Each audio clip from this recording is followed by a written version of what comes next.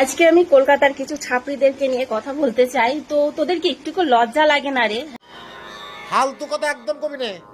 রোডের মধ্যে এরকম করে পদ দুলিয়ে নাচছিস যে, তোদের কি কোনো কিছুতে বিবেকে লাগছে না?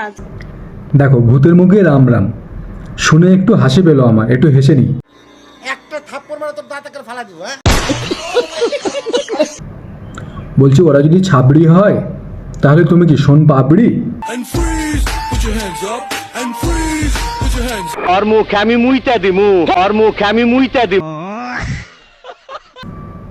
তুমি সায়া উল্টে বড় বড় দুটো পদ দেখিয়ে দিচ্ছ সোশ্যাল মিডিয়াতে।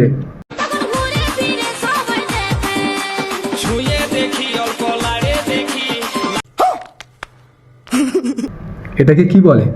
ভদ্রতা? না না, এটাকে বলে ভদ্রতা।